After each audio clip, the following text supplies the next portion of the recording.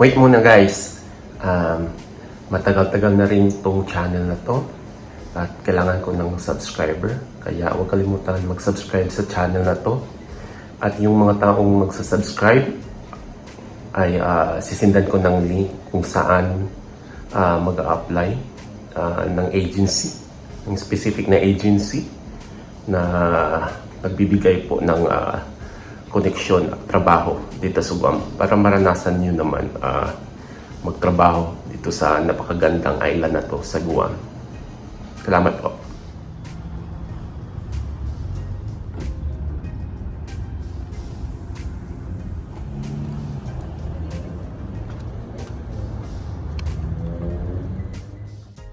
Kung saan kami na bumibili ng tinapay dito po.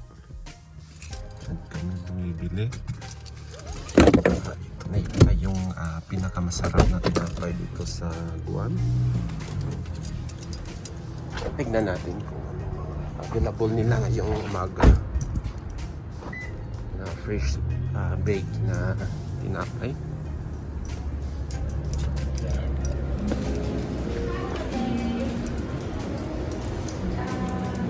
So that's about 6, right? 6 pieces more. And this one. Also, the guava. What's the guava?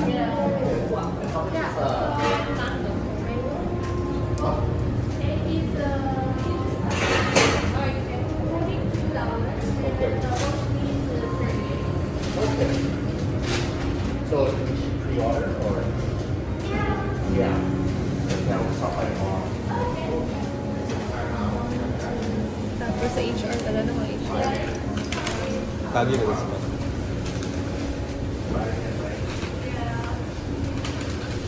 And another separate You have this guava inside. guava. Here.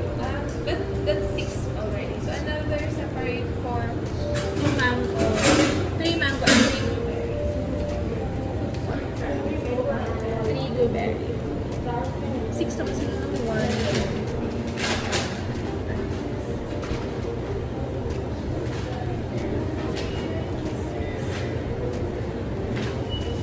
And 2 guava.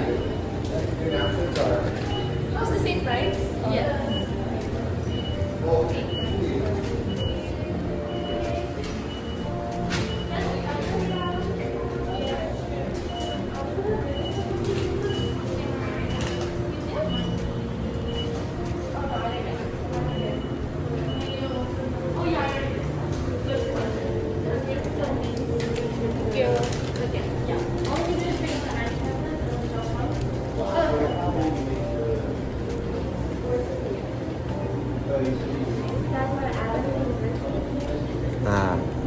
Sige.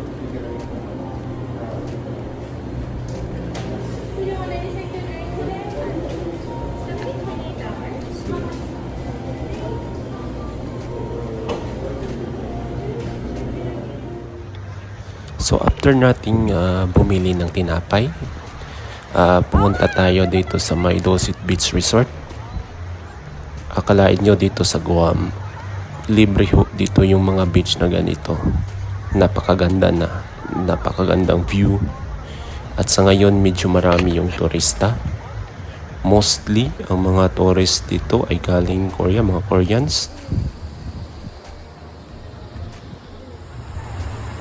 Sa ngayon, hahayaan ko muna kayong panoorin yung mga iba't ibang angle dito sa beach. Dito sa Dosit Beach, dito sa Guam. Paki-comment kung nakapunta na kayo dito sa Guam or mayroon pa bang ibang lugar sa Guam na dapat nating puntahan kung nagtatrabaho naman kayo dito sa Guam. Enjoy!